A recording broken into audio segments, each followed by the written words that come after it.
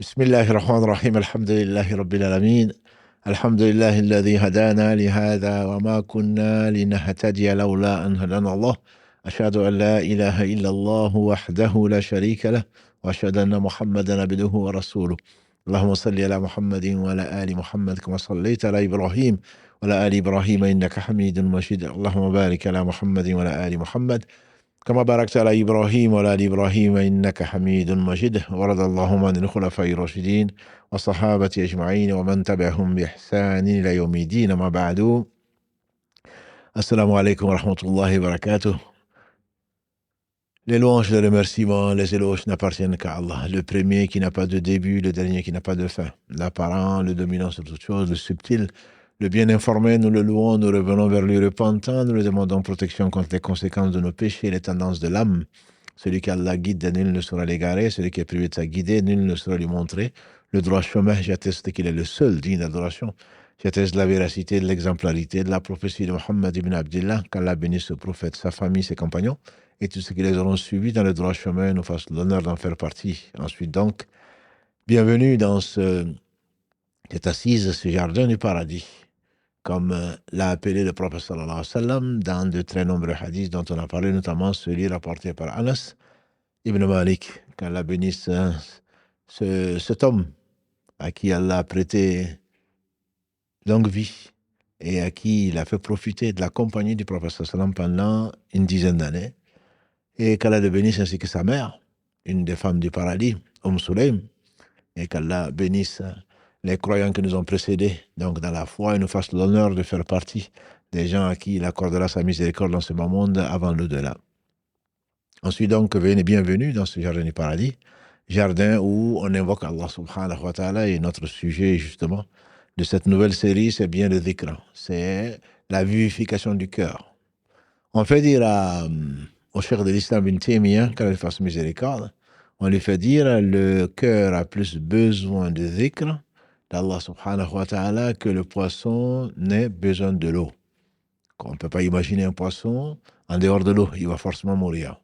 Et donc il y a des cœurs qui sont malades, il y a des cœurs qui sont morts, il y a des cœurs qui sont vivants, donc saints, qu'Allah subhanahu wa ta'ala nous compte parmi ceux-là. Donc on a besoin de se rappeler Allah, on ne peut pas se passer d'Allah. Le temps d'un clin d'œil, le temps d'un clin d'œil.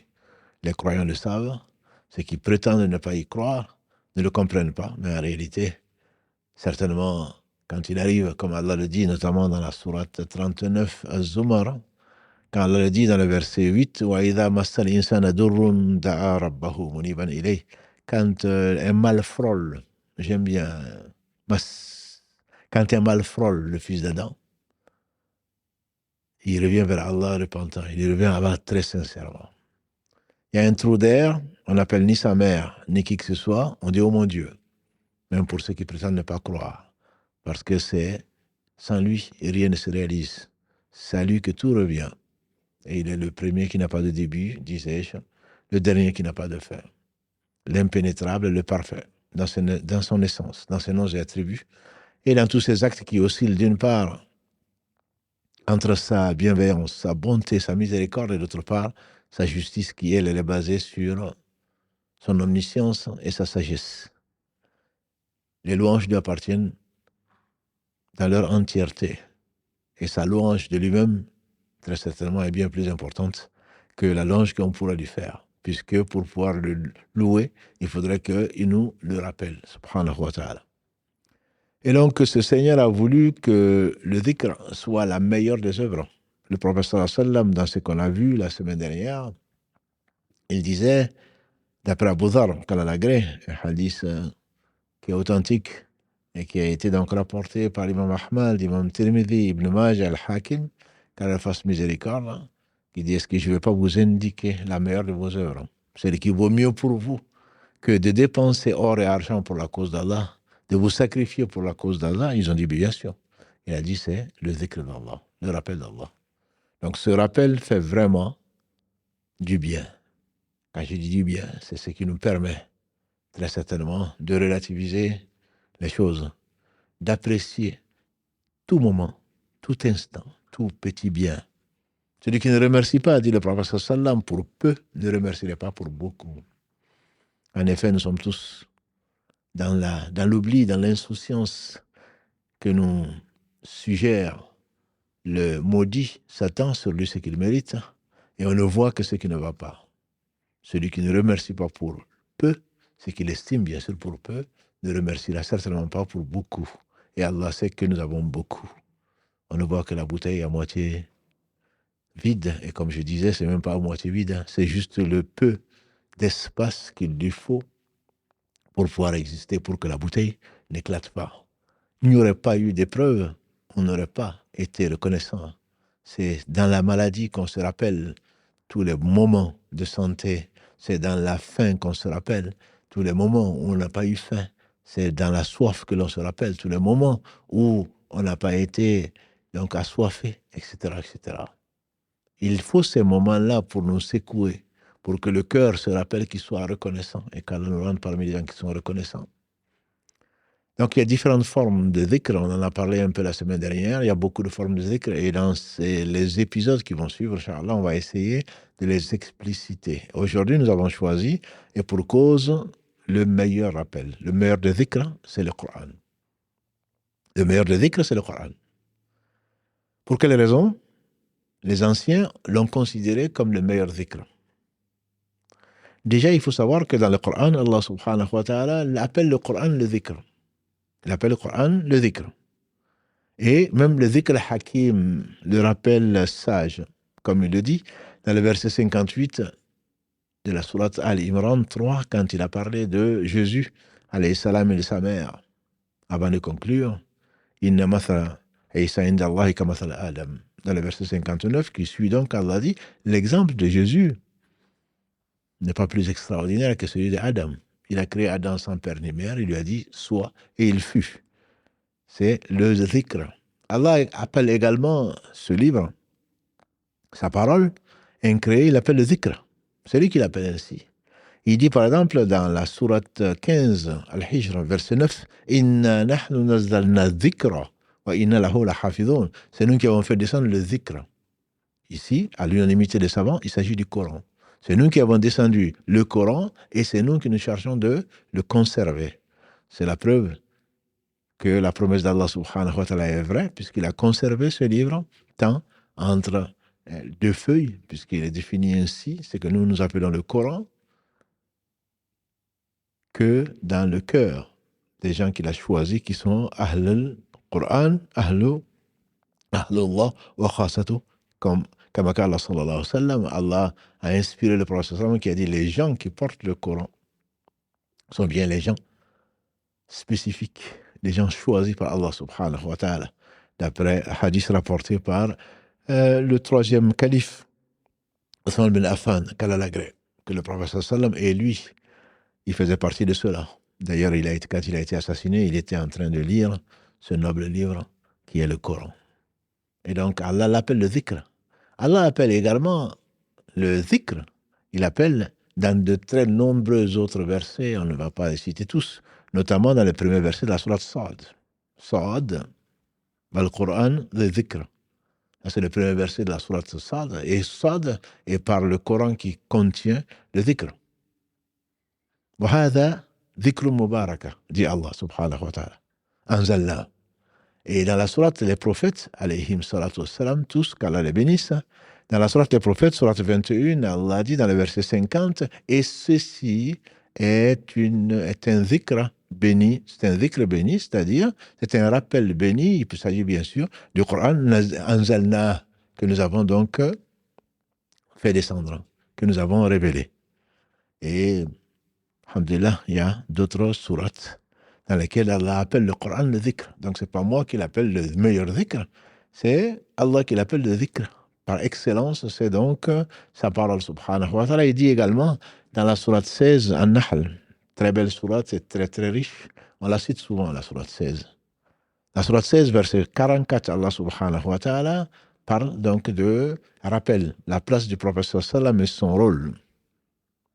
وأنزلنا إليك الذكر لتبين للناس ما نزل إليهم لعلهم يتفكرون. Et on t'a envoyé le dhikr, c'est-à-dire le Coran, pour que tu expliques aux gens ce qui leur a été révélé. Et donc, c'est le dhikr ici, il s'agit du Coran. et certainement bien d'autres sourates où Allah subhanahu wa ta'ala qualifie le Coran comme dhikr. Et effectivement, c'est le meilleur rappel. Ibn Qayyim, qu'Allah lui fasse miséricorde, il disait que le Coran, il n'y a pas mieux pour réveiller le cœur, il n'y a pas mieux pour nourrir le cœur en pratique que le Coran, qui te permet de patienter, qui te permet d'être consolé, qui te permet d'espérer, parce que la promesse d'Allah subhanahu wa ta'ala est vraie, qui te permet de craindre et d'arrêter les choses blâmables et les turpitudes et bien d'autres choses. C'est vraiment le rappel. Ala bi dhikrillahi tatma'innu al-qulub. Allah dit dans la sourate 13 à Arad, le tonnerre, verset 28, n'est-ce pas que par le rappel d'Allah, les cœurs s'apaisent. N'est-ce pas que par le rappel d'Allah, le cœur s'apaise. Alors pourquoi l'appeler le meilleur des dhikr? Pour plusieurs raisons. Sufyan ibn Uyayna, d'après ce qu'a rapporté l'imam al-Qurtubi, spécialiste, comme vous le savez, de l'explication du Coran, on lui fait dire, on nous a enseigné, on nous a dit que le Coran était le meilleur dhikr. Il y a plusieurs raisons à cela. La première raison, elle est tout simplement naturelle. Le Coran, c'est la parole d'Allah subhanahu wa ta'ala. Le Coran est parfait, comme lui seul est parfait. Le Coran, comme Allah le dit dans la sourate 41, Fussilat, verset 42, et ensuite 43, il appelle d'abord dhikr. Inna alladhina kafaru, li dhikri lamma ja'ahum. Dans le verset 41 de la sourate, dans le verset 42 de la sourate 41, Allah dit, c'est qu'ils ne croient pas à ce rappel quand il leur a été envoyé. Innahu la kitabun aziz, il est certainement un livre puissant. Le livre puissant, la kitabun aziz. La ya'tihi al-batil min bayni yadayhi wa la min khalfi. Le faux ne l'atteint ni de devant ni derrière, ni dans le passé, ni dans le futur. Et combien de poètes arabes ont voulu rapporter des choses qui pourraient être semblables au Coran. Allah dit qu'ils se mettent et qu'ils rapportent, qu'ils amènent 10 sourates, comme on en trouve dans parmi les 114 du Coran. Ensuite, Allah les a mis au défi de remporter une seule sourate, comme il le dit subhanahu wa ta'ala, entre autres dans les premiers versets de la sourate al-Baqarah.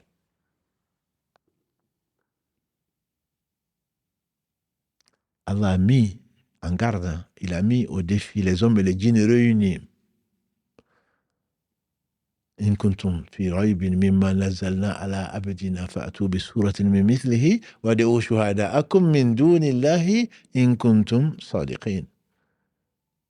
Si vous doutez de ce que notre serviteur a amené, ce que nous avons révélé sur notre serviteur, apportez une seule sourate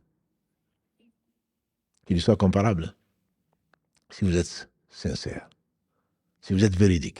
Fa'illam tafa'alu, si vous ne le faites pas, walan tafa'alu, et vous ne le ferez jamais, et vous ne saurez jamais. Allah donc met en garde contre le châtiment donc, qui les attend à ceux-là.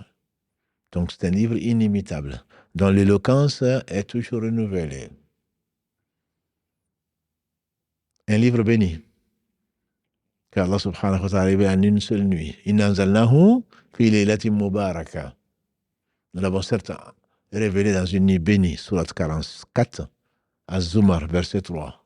Inna anzalnahu fi laylatin mubaraka. Et les spécialistes du Coran ont dit que Allah a révélé donc en une seule nuit, qui est une nuit du mois de Ramadan, comme lui-même le dit. Shahru Ramadan alladhi unzila fihi al-Qur'an. C'est pendant le mois de Ramadan que le Coran a été révélé comme guide pour les gens et critère de distinction entre le faux et le vrai. Sourate Al-Baqarah 2, verset 185. En une nuit, au ciel le plus bas, et ensuite sur 23 ans, en fonction des besoins des gens, parce que c'est le livre ultime, en fonction des besoins des gens, Allah subhanahu wa ta'ala a fait descendre sur le cœur du prophète sallam, qui ne savait ni lire ni écrire, les différents versets, plus de 6000.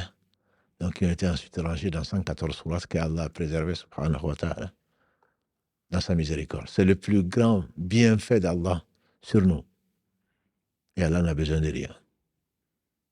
Parce que sa parole est incréée, parce que c'est un attribut de notre Seigneur subhanahu wa ta'ala, il est incomparable. Et donc, il n'y a pas meilleur zikr, il n'y a pas meilleur rappel que la parole d'Allah subhanahu wa ta'ala qui sait tout. Allah nous narre le récit des peuples passés. Pourquoi? Pour qu'on en tire des leçons. Allah nous informe de ses passés, Allah nous informe sur lui-même. Pour le connaître, pour l'aimer, pour le craindre, subhanahu wa ta'ala. Sur lui-même, il nous apporte des informations. Qui donc peut nous parler d'Allah si ce n'est lui-même? Qui peut nous parler d'Allah si ce n'est lui-même? Qui connaît Allah plus que le prophète sallallahu alayhi wa sallam, qui lui-même, Allah lui a enseigné ce qu'il a voulu. Il nous parle de l'avenir. Que dis-je? Du futur, de ce qui attend tout un chacun, des conséquences de ce que l'on ne peut prévoir, de ce qui est après la mort. Il nous parle des créatures, de l'information sur les créatures, des peuples passés, et également il nous parle de ses lois, il nous parle de ses menaces et de ses promesses. Tout ça, pourquoi? Par pur amour, parce qu'Allah n'a besoin de rien. Ce Coran, Allah a voulu donc y mettre tout l'essentiel. Il n'y a pas une chose dont on ne parle pas le Coran. Quand, paraît-il, un Égyptien a été voir un savant égyptien en lui disant, vous prétendez que dans le Coran, il y a tout. Alors, montrez-moi. Comment est-ce que... Montrez-moi. Où dans le Coran, on peut trouver comment fabriquer du pain. Comment fabriquer du pain. Pensant, bien entendu, bloquer la personne qui ne trouverait pas de solution. Il lui dit, le verset qui en parle, la fabrication du pain, face à al-dhikr kuntum la ta'lamun. Demandez aux gens du savoir si vous ne savez pas. Donc, va voir le boulanger. Allah en parle, entre autres, donc dans la sourate Les prophètes Anbiya. Il en parle également dans la sourate 16. Face à al-dhikr kuntum la ta'lamun. Demandez aux gens du savoir si vous ne savez pas. Allah n'a rien laissé. Ma faratna fil kitab min shay. Allah n'a rien laissé dans ce livre sans nous en parler. Dans le détail, ou pas, ou de façon succincte, mais l'essentiel y est. L'essentiel y est. Donc c'est pour cela que c'est le meilleur dhikr, c'est le meilleur rappel, c'est le meilleur livre. La ya'tihi al-batil min bayni yadayhi wa la min khalfihi. Et rien ne pourrait venir contredire ces faits. Scientifiquement, beaucoup de scientistes ou d'orgueilleux reconnaissent que dans le Coran, on ne trouve pas aujourd'hui dans la science moderne quelque chose qui va venir contredire cela. Ce qui se trouve dans le Coran. Ça peut effectivement contredire une interprétation que des gens auparavant, à cause de leur ignorance, ont attribuée à Allah, mais certainement pas la réalité des choses qu'Allah subhanahu wa ta'ala a affirmé, que ce soit en embryologie, que ce soit en astronomie, de tout point de vue. Mais ça, c'est une faveur d'Allah subhanahu wa ta'ala sur nous. Le dernier, on en a parlé, c'est, entre autres, la conservation du momie, donc du pharaon de l'époque de Moussa, alayhi salatu wassalam. Nous y croyons et nous n'avons aucun doute dessus. C'est un guide pour distinguer donc ceux qui croient de ceux qui ne croient pas, pour guider tout un chacun, les gens, vers la vérité et pour distinguer les gens qui croient et les guider vers le chemin droit qui conduit au paradis, car on nous compte parmi cela. Donc le dhikr, c'est le fait donc de lire le Coran. Il y a beaucoup de gens qui ne savent pas lire l'arabe, certainement. Mais je dirais à ceux-là et à d'autres que ça s'apprend. Mais le but n'est pas celui-là. Le but n'est pas de lire le Coran. On fait dire à Iyad, le Coran a été révélé pour être appliqué. Certains ont fait de sa lecture une œuvre. La lecture n'est qu'une façon pour accéder au contenu. Et ce contenu est fait pour être appliqué, pour y croire, bien sûr, pour être appliqué surtout. Pour être appliqué surtout. Pour ceux qui ne savent pas, alhamdoulilah, lire le Coran, ceux qui ne le comprennent pas, on peut apprendre. Certains ont fait de cet apprentissage un but ultime. Non. Allah a voulu, subhanahu wa ta'ala, que dans toutes les langues du monde qu'il a créées, le Coran l'essence du Coran ont été donc mis en page, en écriture, dans différents livres, quelle que soit la langue, et que les hommes parlent, et en particulier la langue française, il d'excellentes traductions. Alhamdulillah. S'il y a 20 ans, 30 ans, 40 ans, il n'y avait que quelques traductions, il y a énormément de traductions aujourd'hui, d'essais de traduction des sens du noble Coran. Et certainement ceux qui l'ont compris en ont profité. Ça a nourri leur cœur avant de nourrir leurs actes. Et donc ce n'est pas parce qu'on ne comprend pas arabe qu'on n'a pas accès au sens du Coran. Ceux qui le comprenaient, ce n'est pas pour autant qu'ils l'ont appliqué. Les Arabes, qu'Allah subhanahu wa ta'ala a mis au défi d'apporter quoi que ce soit, le comprenaient puisque c'est dans leur langue. Une langue pure qu'Allah subhanahu wa ta'ala a défié les auteurs, les poètes, d'amener quoi que ce soit de semblable. Ils l'entendaient, ils savaient que c'est la vérité. Mais ce n'est pas pour autant qu'ils ont pu l'appliquer parce que ça n'a pas nourri ce pourquoi ça a été envoyé, c'est-à-dire le cœur. Voir la vérité, reconnaître l'unicité d'Allah subhanahu wa ta'ala, sa toute-puissance et sa bonté, et ajouter foi donc à ce qu'il a promis, à ce qu'il a révélé, afin d'être donc parmi les gens qui rentrent dans le cercle de ceux qui le louent matin, midi et soir. C'est-à-dire dans le sens du rappel, dans le sens du dhikr. Ce n'est qu'un rappel. Pour ceux, bien entendu, qui ont purifié leur cœur de l'orgueil, de la prétention et d'autres choses, et d'autres maladies du cœur. Et donc Allah subhanahu wa ta'ala a voulu que ces sens soient expliqués en arabe, bien sûr. Et je mets au défi n'importe quel arabe de pouvoir prendre le Coran et de lui dire voilà ce que ça veut dire. Et les meilleurs d'entre nous, on cite Abu Bakr, on cite Omar, dans une sourate aussi lue que la 80, Abasa, il s'est renfrogné. Et dans le verset, Allah subhanahu wa ta'ala parle de Abba. Qu'est-ce que cela veut dire? Ce sont des Arabes. On n'avait pas besoin de leur expliquer ceci. On fait dire à l'un ou l'autre que quel ciel va me couvrir, quelle terre va me porter, si j'ai dit d'Allah le contraire de la vérité. Ce qui veut dire qu'ils ont besoin de comprendre. Et qu'est-ce qu'Allah a voulu dire par là, même si c'est en langue arabe, donc il y a leur langue maternelle. Et donc la langue n'est qu'un moyen de compréhension, de réflexion pour aller vers quoi? Pour aller vers Allah subhanahu wa ta'ala et ce qu'il aime, alors qu'il n'a besoin de rien. Et donc chacun d'entre nous, personne n'aura d'excuses en disant moi je ne comprends pas arabe. Il faut comprendre le sens.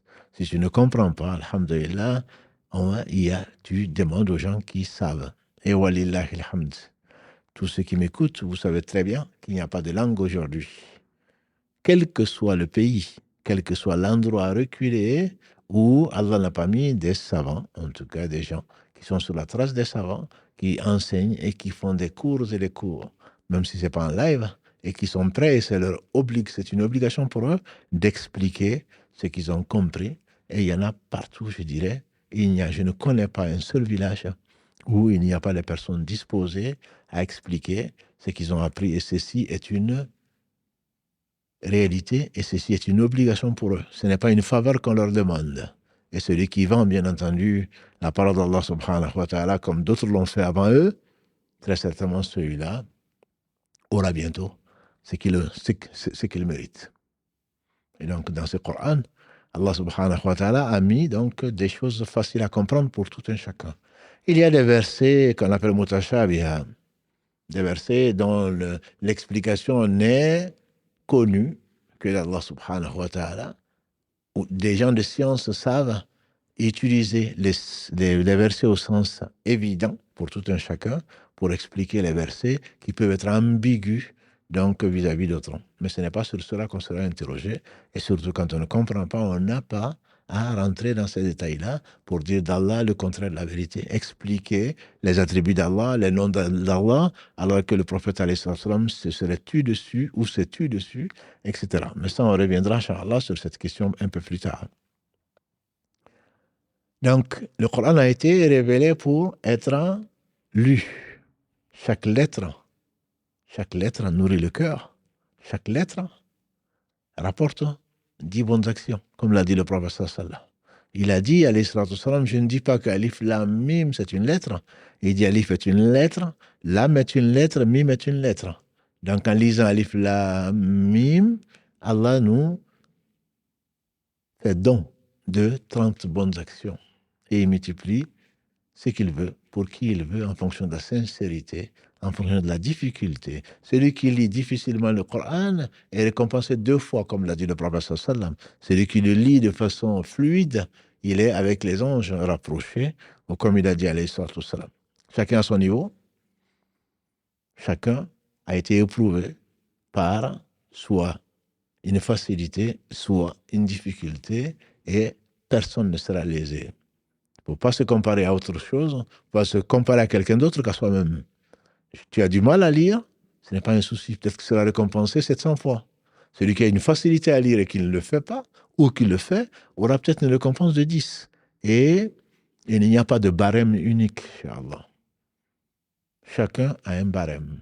Celui qui est handicapé, celui qui est grand, celui qui est petit, celui qui est occupé, celui qui n'a pas le temps, etc. Chacun sera récompensé parce qu'Allah est juste et il sait tout. Ne te compare donc pas et ne pense pas avoir de l'injustice là où il n'y a pas d'injustice. Parce qu'Allah a interdit l'injustice, c'est interdit l'injustice. Et chacun sera récompensé pour ce qu'il aura voulu faire et où il a fait les efforts pour pouvoir le faire. Et le Coran sera, comme l'a dit le prophète sallam, d'après Abu Moussa al-Ash'ari, sera soit pour toi un témoin ou contre toi. Le Coran sera soit un témoin pour toi, soit contre toi. Il a été révélé donc pour que tu le lises. Aujourd'hui, avec les applications, mes frères et sœurs, personne ne peut dire « moi, je ne sais pas lire l'arabe ». Et le conseil que j'avais donné quand on était avec Si Mohammed parlant des sciences du Coran, c'est bien d'écouter le Coran et de prendre connaissance du sens apparent. On ne te demande pas d'être savant en matière de sciences du Coran, on te demande simplement de l'écouter. Ça va te faire du bien et en même temps tu vas comprendre ce qu'Allah subhanahu wa ta'ala donc a conservé pour toi l'essentiel de l'histoire, du présent et surtout du futur. Et ceci est accessible à tout un chacun. Si ce n'est pas accessible, Allah sait que ce n'est pas accessible et tu ne seras pas jugé dessus. Ce livre ne serait-ce que par pudeur. Si tu crois en Allah subhanahu wa ta'ala au jour du jugement dernier, tu vas y prêter oreille. Tu vas l'écouter, au moins en partie. Au moins tous les jours. Tu vas en réciter le peu que tu connais. Et Allah t'en fera profiter. Quand on t'envoie un message, tu vas te précipiter, surtout de quelqu'un que tu aimes, tu vas te précipiter pour le découvrir. Et tu vas le garder. Et tu vas aller dans un coin peut-être pour ne pas être perturbé. Et tu vas le lire et relire si vraiment tu as bien compris le message ou pas. Et tu vas l'ouvrir plusieurs fois. Quand tu as la parole d'Allah subhanahu wa ta'ala, tu la mets derrière toi. Comme l'a dit le prophète sallallahu alayhi wa sallam, par rapport à son peuple. Ya Rab. Ô Seigneur, mon peuple a mis ce Coran derrière lui. Et donc ça, ce sont des choses qui sont réelles et chacun d'entre nous sait.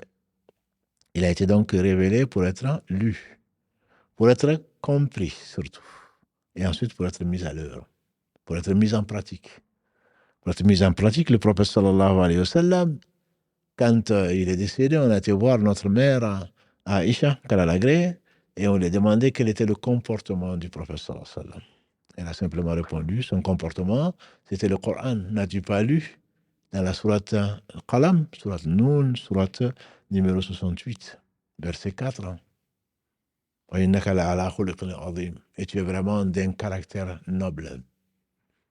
À travers quoi? Et on explique. Chaque fois que le Coran ordonnait une chose, il était le premier à la faire. Chaque fois que le Coran interdit une chose, il était le premier à s'en éloigner. Sans compter, bien sûr, le meilleur caractère qu'il portait grâce à Allah subhanahu wa ta'ala au travers de ce que Allah lui a donc confié comme noblesse de caractère, comme courage, comme générosité, comme miséricorde, comme amour, comme personne n'a été aussi disponible et aussi a eu un caractère aussi donc imminent. C'est vraiment d'un caractère imminent. Et donc, à l'exemple, le professeur Sallam a été éduqué par qui? Par Allah. Au travers de quoi? Au travers du Coran. C'est pour cela qu'on ne peut pas, personne ne peut prétendre croire à la mission du professeur Sallam, croire au Coran et s'opposer à ses ordres sages et à ses recommandations. C'est pour cela que le comprendre est indispensable. Ce n'est pas quelque chose dont on hérite. C'est quelque chose qu'on comprend et qu'on essaie de mettre en pratique. Et ne dites pas, comme certaines personnes, que c'est difficile. Tout est difficile, sauf ce qu'Allah subhanahu wa ta'ala facilite. En fonction de ce que l'on souhaite faire, Allah facilite. Il y a vraiment le facile, le prophète nous a dit, celui qui veut patienter, celui qui s'évertue à la patience, Allah lui accorde la patience. Beaucoup d'entre nous ne savaient ni lire ni écrire. On a appris à lire et à écrire. Qui est-ce qui est né avec un permis de conduire? Nous avons tous appris à conduire. Certains l'ont reçu plus ou moins, d'autres en plusieurs mois, plusieurs années même. Certains conduisent bien, d'autres moins bien, mais on a tous appris. Pour faire la cuisine, c'est pareil. Pour aller à l'école, c'est pareil. Pour n'importe quel métier, on a tous appris. Parce qu'on tenait à la chose, parce qu'on y croyait, parce qu'on sentait le besoin de la chose. Donc, quand chacun d'entre nous sera facilité dans ce pourquoi il aura œuvré.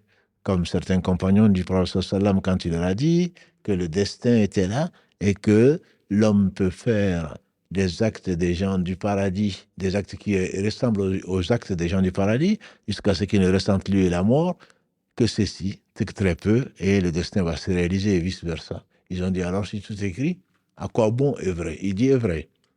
Œuvrer. Les bonnes œuvres seront facilitées aux gens qui sont destinés au paradis, car Allah nous compte parmi ceux-là. Quant à ceux qui ne sont pas destinés au paradis, c'est parce que Allah est juste. Et Allah les a privés du paradis parce que il y a des témoins contre eux, et ce sont des gens donc qui n'ont pas fait les efforts nécessaires, qui sont des gens qui sont prétentieux, qui ont refusé la vérité, alors qu'elle a été révélée et conservée par Allah subhanahu wa ta'ala, accessible à tous. Ce Coran donc a été révélé pour être écouté, lu, pour être récité, pour être compris surtout, et pour être mis en pratique. Donc ceci doit se traduire par le meilleur comportement. On doit être le meilleur fils ou la meilleure fille, le meilleur époux, la meilleure épouse, la meilleure mère ou le meilleur père, le meilleur employé et le meilleur employeur.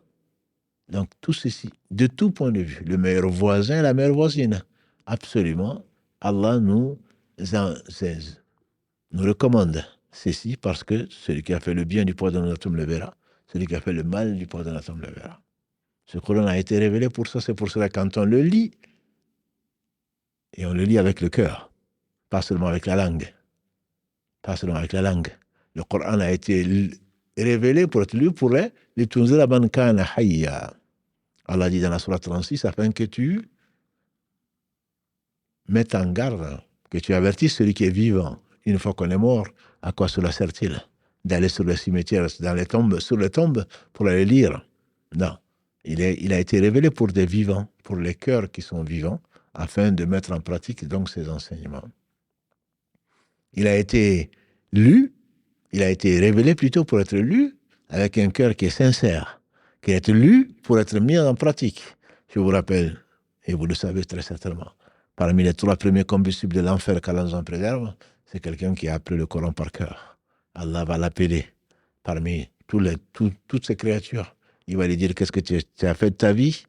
Il va répondre, tu as révélé un livre merveilleux que j'ai appris et que j'ai récité matin et soir pour toi. Allah dira tu mens. Les anges diront tu mens. Tu n'as fait ça que pour qu'on dise quelqu'un qui connaît le Coran par cœur. Ceci a été dit dans le bas monde, sur moi aujourd'hui, tu n'auras que l'enfer et on va le traîner sur sa face, on va le jeter dans l'enfer car nous en préservons. Ça, ce sont les premiers, il fera partie des 3 premiers combustibles de l'enfer car nous en préservons. Donc ce n'est pas le fait de porter le Coran. Par contre, le porteur du Coran doit être exemplaire, comme le musulman doit être exemplaire. C'est un ambassadeur. Ahlul Qur'an, Ahlullah wa khasatu, comme il a dit le prophète sallallahu alayhi wa sallam. Les gens du Coran, ils doivent être exemplaires. Ce sont les gens qu'Allah a choisis pour lui-même. Et donc, ils doivent de porter ce message-là. Et quant à Yamam, à la bataille de Yamam, contre Mousselim al-Kadhab, le grand menteur qui s'est proclamé prophète, quand à la mort du prophète sallallahu alayhi wa sallam, il s'est proclamé prophète et il a été combattu, on dit que la bataille a fait rage. Et elle a duré, beaucoup de morts. Et on a demandé où sont les gens du Coran. Ils ont dit, nous voici. Nous voici, on les a mis devant. Et Allah leur a accordé la victoire. Parce que c'est des gens qui étaient sincères. Porter le Coran veut dire que on sait que la vie de ce bas monde ne représente pas grand-chose. Porter le Coran veut dire qu'on doit être le meilleur. Porter le Coran veut dire que l'on croit à Allah au jour du jugement dernier. On croit à la promesse d'Allah, on croit à ses menaces. Et quand on fait une chose, bien entendu, on le fait pour Allah subhanahu wa ta'ala. Et donc, une fois qu'on s'en rappelle, ce n'est pas l'administratif. Ce n'est pas l'administratif. Les savants ont divisé le Coran en 60 parties, qu'on appelle Hizb, ou 30 parties qu'on appelle les Juz, avec 2 Hizb par Juz. En le lisant, et c'est très bien, en lisant 2 Hizb par jour, on a fini le Coran en 1 mois. Mais comme le fait remarquer un des savants, quand on lit le Coran, on a tendance à feuilleter et voir quand est-ce que je vais finir. On a tendance à feuilleter et à voir quand est-ce que je vais finir. Quand on ouvre le livre, où est-ce que j'en suis? J'ai lu la moitié. J'ai lu le tiers, j'ai lu le 30e. Alors que ce n'est pas ça le but. Le but n'est pas là, même si on espère qu'Allah nous comptera chaque lettre, nous accordera 10 bonnes actions au moins pour chaque lettre qui est lue. Mais ce n'est pas pour cela. Quand tu ouvres le Coran, quand tu ouvres le livre d'Allah subhanahu wa ta'ala, c'est pour le dhikr, c'est pour t'en rappeler. Tu ne dois même pas compter le nombre de pages, ou le nombre de mots, ou le nombre de lettres que tu as lues. Tu dois te demander, mais avec ça, avec cette merveille, quand est-ce que je vais revenir vers Allah? Avec cette merveille, quand est-ce que je vais me repentir? Avec cette merveille, quand est-ce que je vais compter parmi les serviteurs pieux? Quand est-ce que je vais arrêter de mal agir avant que je ne rencontre Allah subhanahu wa ta'ala, parce que sa promesse est vraie et ses menaces sont réelles. Et il est capable de toutes choses, même si sa miséricorde l'emporte sur sa colère. Quand on ouvre le livre, c'est pour aller chercher une information. Ce n'est pas pour se débarrasser, entre guillemets, du livre. Ce n'est pas pour se trouver des excuses ou des prétextes en disant que moi je suis un pieux. Ah oui, c'est quelqu'un qui, tous les jours, lit du Coran. Très bien. Est-ce que ceci se voit? Avec quelle intention tu lis ce livre qui est la part d'Allah subhanahu wa ta'ala? Avec quelle attention tu accordes à ce livre? Si effectivement, ton intention est d'apprendre la réalité, la vérité, disais-je, si ton intention est de cheminer vers Allah subhanahu wa ta'ala, très certainement Allah irriguera ton cœur, te donnera un peu plus de sagesse, te donnera la douceur et ton comportement va certainement changer. Tu vas y chercher l'information qu'il contient, ce livre. Mais si tu y vas pour que les gens disent que, ou pour te trouver une excuse en disant que moi j'ai lu, et qu'ensuite ça ne dépasse pas, ça ne rentre pas dans le cœur, et que ça ne dépasse pas la langue, très certainement, ce Coran sera un témoin contre toi et non un témoin pour toi. Allah a mis dans le Coran ce qu'il n'a pas mis ailleurs. Ubay ibn Ka'b, radiallahu ta'ala anhu, un jour, meilleur qu'aujourd'hui, hadith rapporté par l'imam Ahmad, Tirmidhi et Ibn Khuzayma, qu'Allah fasse miséricorde. Il dit, j'étais en train de prier un jour, le prophète sallam m'a appelé. Il m'a appelé, j'ai entendu, j'ai continué à prier. Quand j'ai fini, j'ai répondu à son appel. Il dit, je t'avais appelé. Il dit, ya Rasulallah, oui, mais je priais. Il dit, alors est-ce que tu n'as pas entendu Allah, dans la sourate 8 Al-Anfal, verset 24, dire, et il dit, amanu, sajibu lillahi wa lirrasoul, idha da'akum lima yuhyikum. Oh, vous les croyants, répondez à Allah et répondez au messager quand il vous appelle vers ce que vous fait vivre, c'est-à-dire faire vivre vos cœurs. Il a dit au messager d'Allah, je ne le referai plus. Quand tu m'appelleras, je viendrai automatiquement, même si je suis en prière. Il dit, il vient de m'être révélé une sourate qui n'a pas été révélée dans la Torah, ni dans l'Évangile, ni les psaumes. Laquelle c'est? Ya Rasulallah, il dit la Fatiha.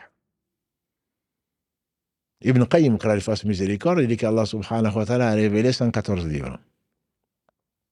114 livres qu'il a réunis dans 4 livres, qui sont la Torah, l'Évangile, les psaumes et le Coran. Il a réuni les 3 premiers dans le Coran. Et tout le Coran a été réuni dans la Fatiha, celle qui ouvre la mère du livre, l'essence même du Coran.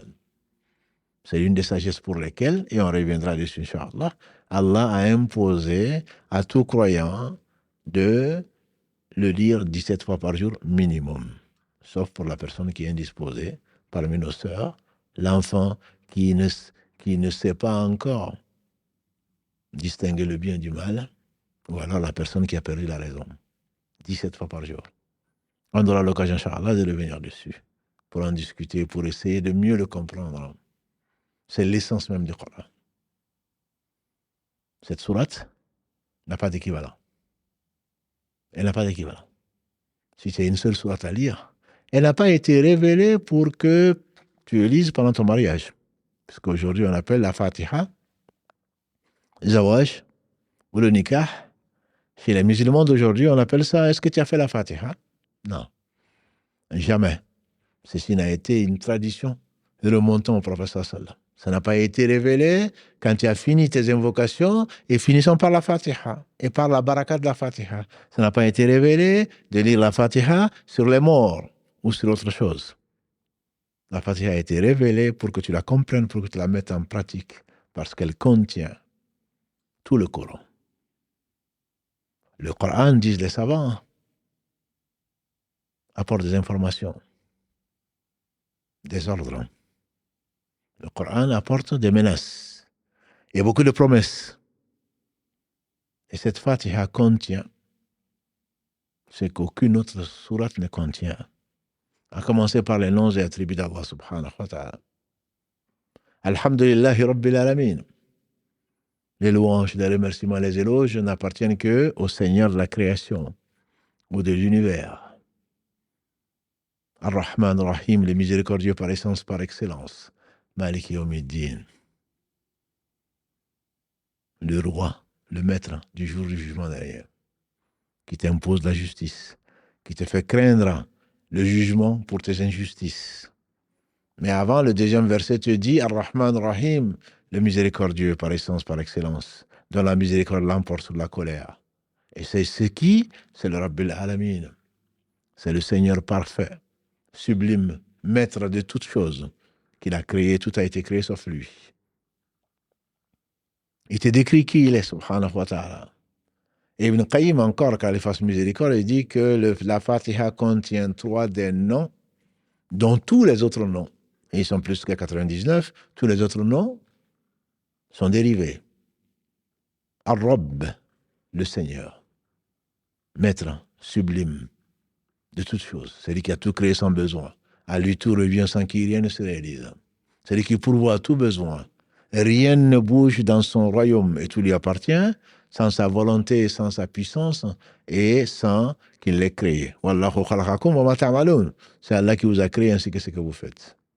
Surat 37, verset 96.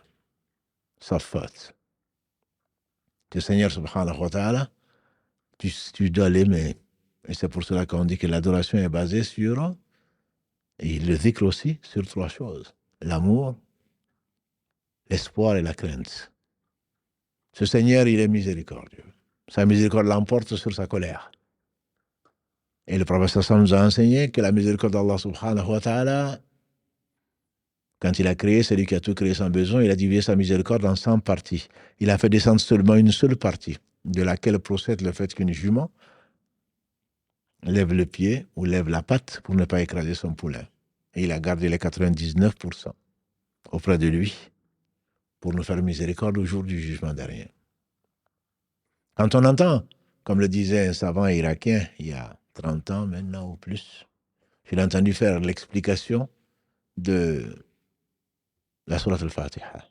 Il a dit, quand on entend Alhamdulillahi Rabbil Alamin, les louanges, les remerciements, les éloges appartiennent tous au Seigneur de l'univers. Tu vas t'attendre à dire, celui-là, ce Seigneur, il est implacable. Sa justice est parfaite.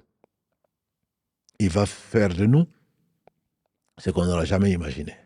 Et c'est celui-là qui va dire Ar-Rahman Ar-Rahim. Ce Seigneur qui peut tout, qui n'a besoin de rien, est le plus miséricordieux des miséricordieux. On l'oublie souvent. Mais sa menace est terrible. Maliki Yawmiddin, c'est ce qui suit. Il est certainement le plus miséricordieux des miséricordieux, mais sa justice est implacable. Sa justice est sans faille.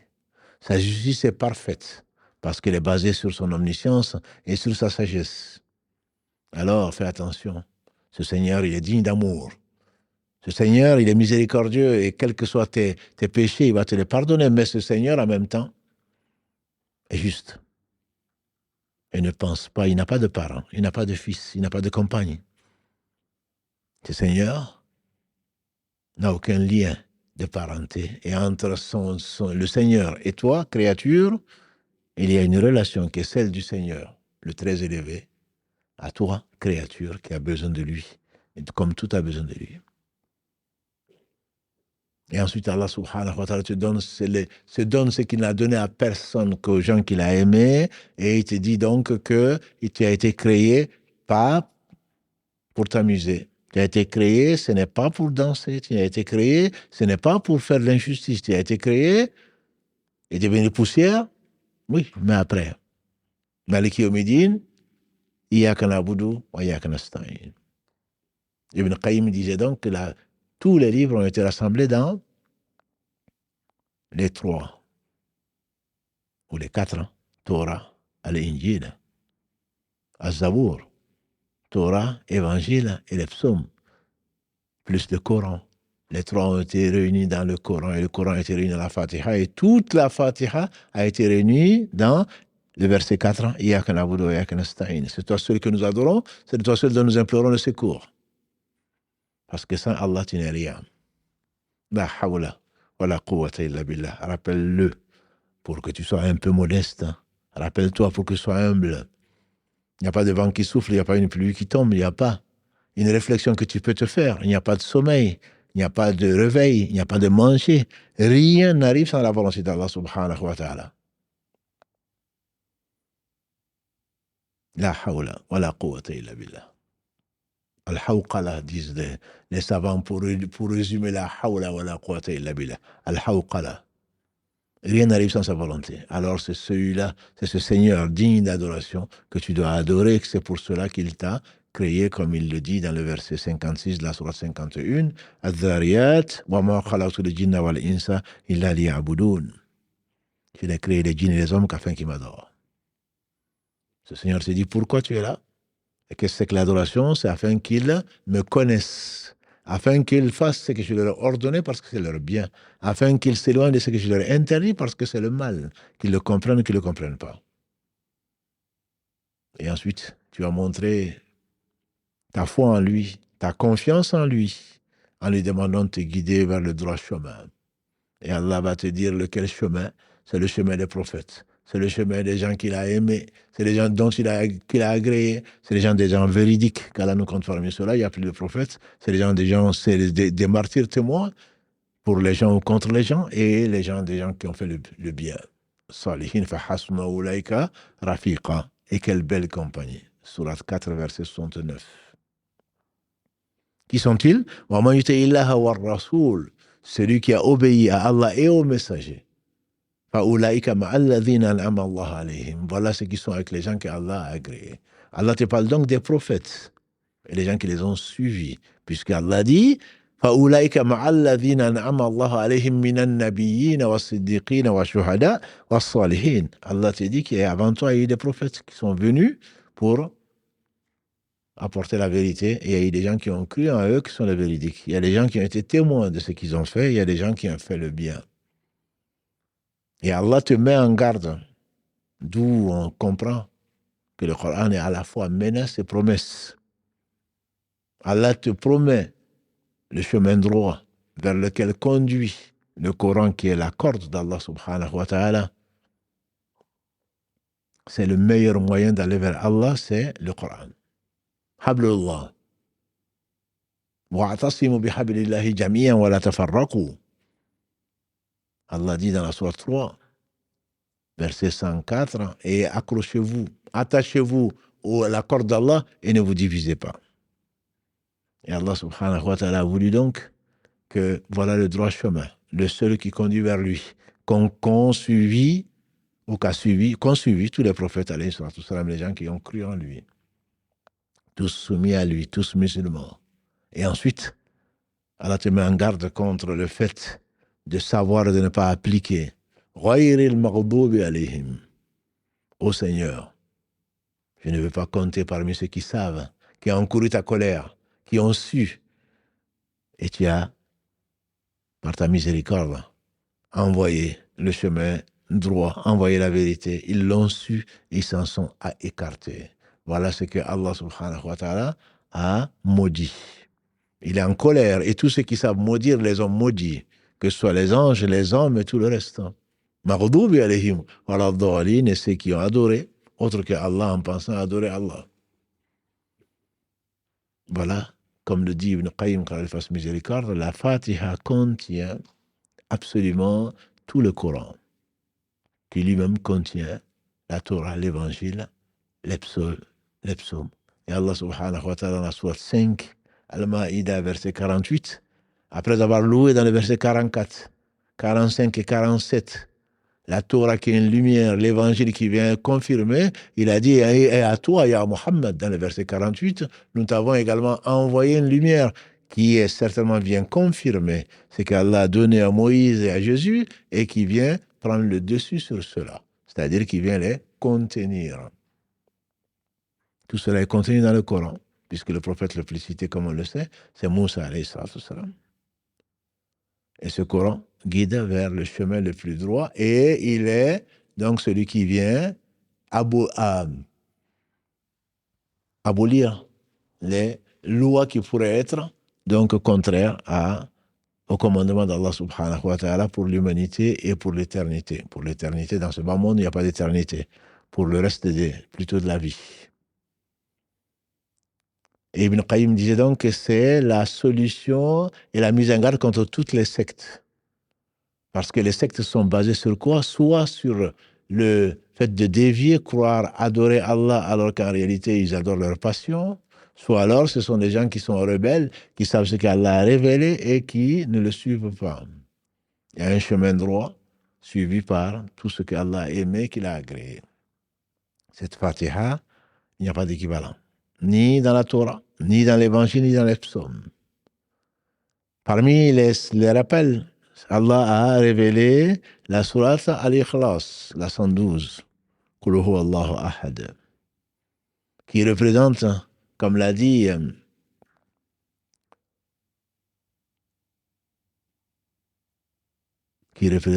cette sourate Al-Ikhlas, Abu Musa al-Ashari, un tiers du Coran.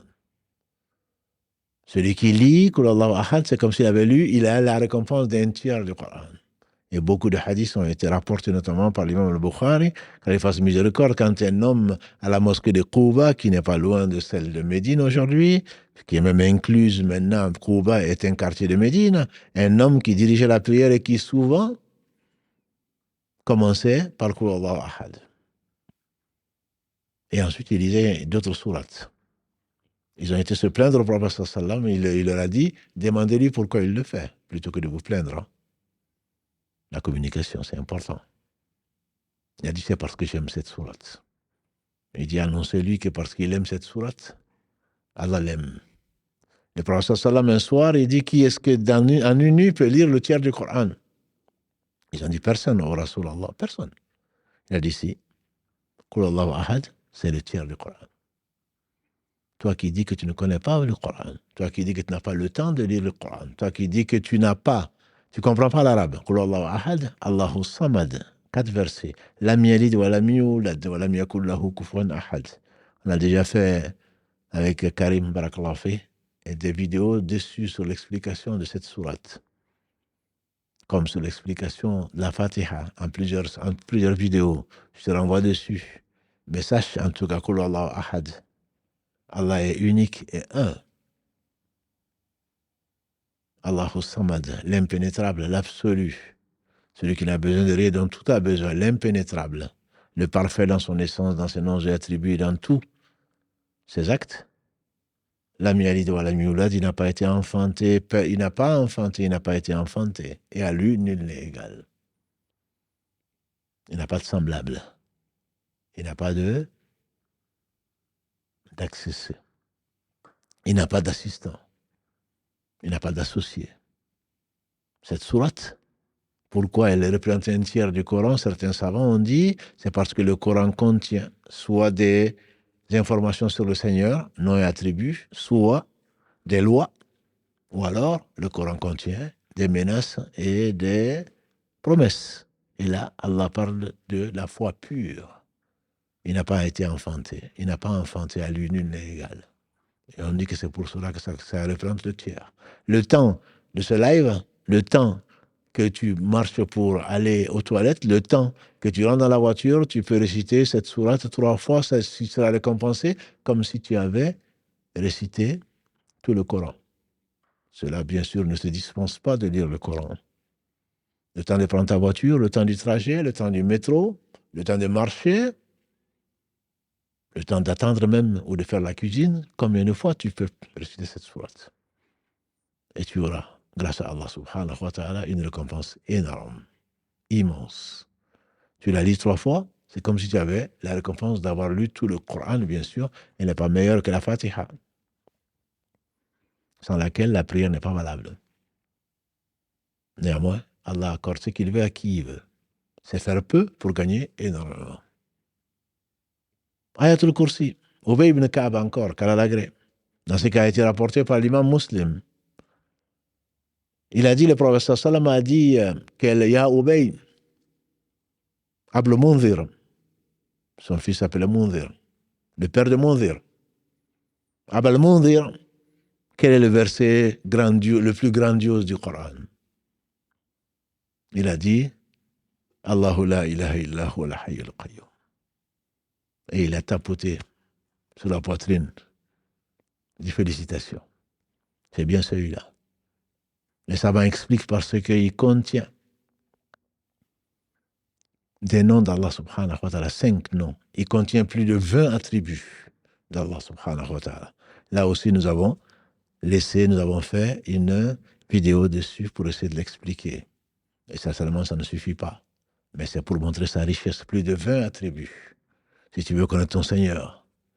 Le hadith d'Abu Huraira, rapporté par l'imam al-Bukhari, qu'Allah lui fasse miséricorde, dit, alors que Satan était venu voler Zakat al-Fitr, il a informé Abu Huraira en lui demandant de le lâcher. Lis Ayatul Kursi, ça te suffit. Lis Ayatul Kursi, lis le verset 255 de la sourate al-Baqarah, ça te suffit la nuit. Allah, il te protège comme protection. Celui qui, après chaque prière, d'après Abu Umama, qu'Allah l'agrée, Il rapporte que le prophète a dit, celui qui après chaque prière lit Ayatul Kursi,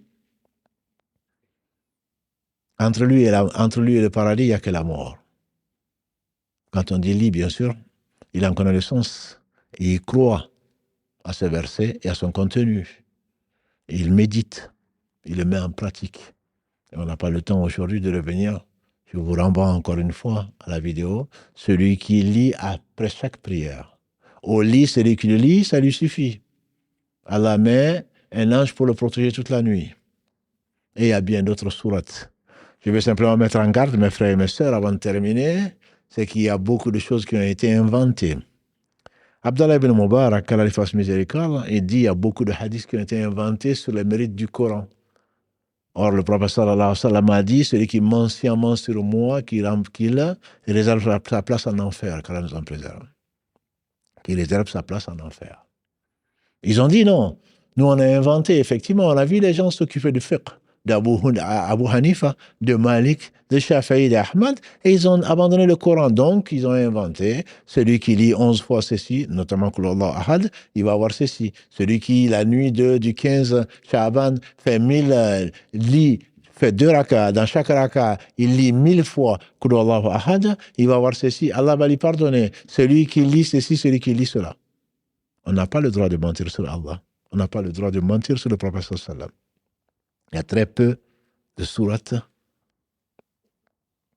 et de versets dont on est sûr de leurs conséquences et de leurs récompenses.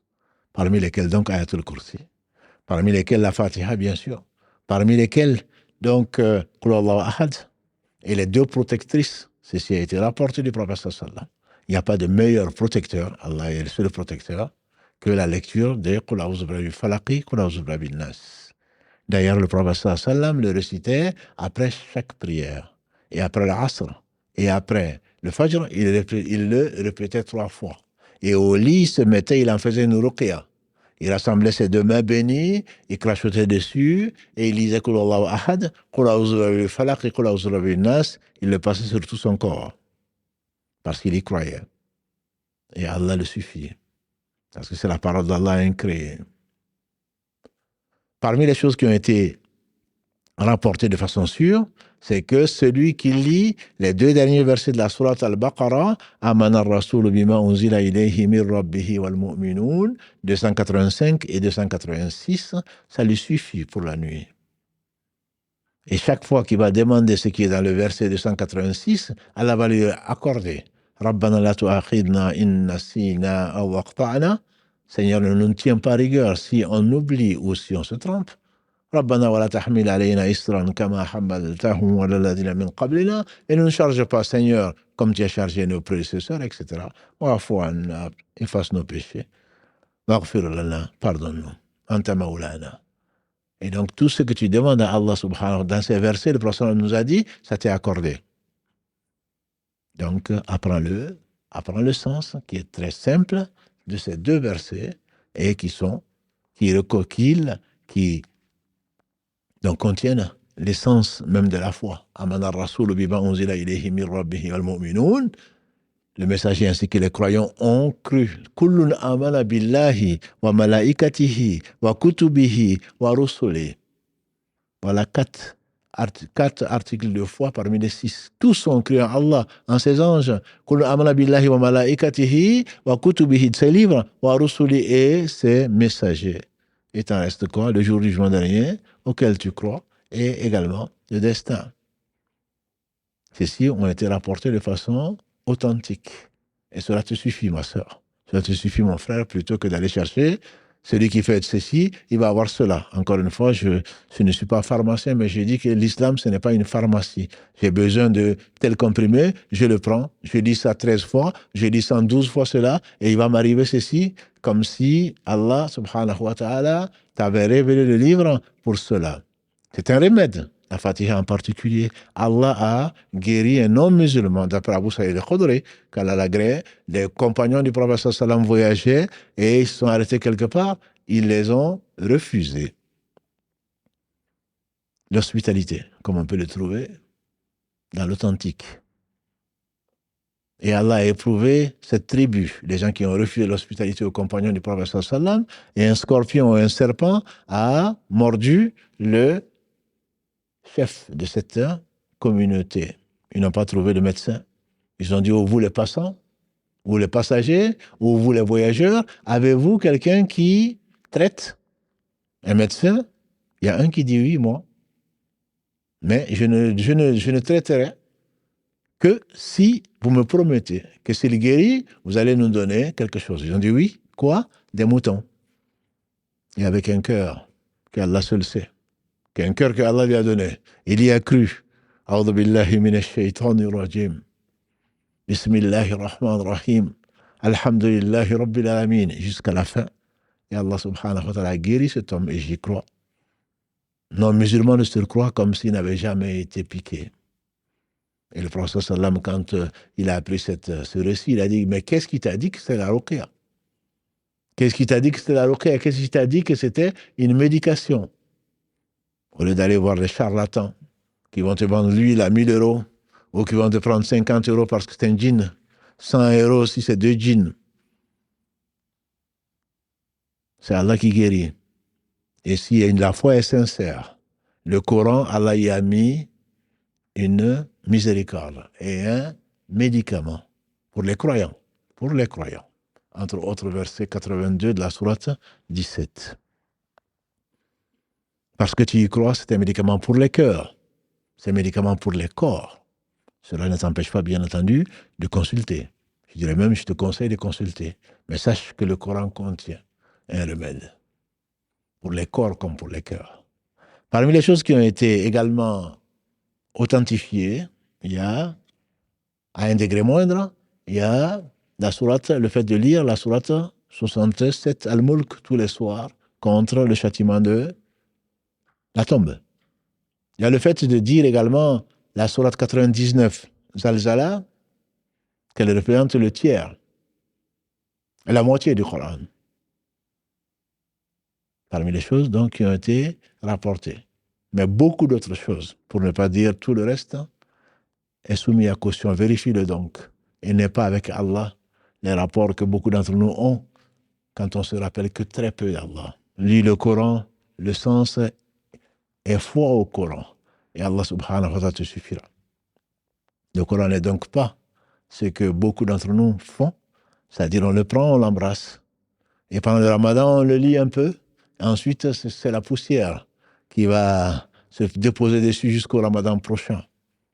Ou quand on pense être possédé, c'est à ce moment qu'on va aller vers le Coran, ou qu'on va écouter, qu'on va prendre une application. Le Coran, c'est ce qui fait vivre le cœur. Le Coran, c'est la parole d'Allah subhanahu wa ta'ala, et Allah suffit. C'est le meilleur appel qu'Allah subhanahu wa ta'ala a donné aux gens qui y croient pour les sauver de ce bas monde, des malheurs de ce bas monde, et pour les récompenser par le meilleur. Mais le Coran, bien qu'il soit le meilleur appel, et je finirai, Inch'Allah, par ça, bien qu'il soit le meilleur appel, il faut savoir qu'il y a des moments où il ne faut pas le lire.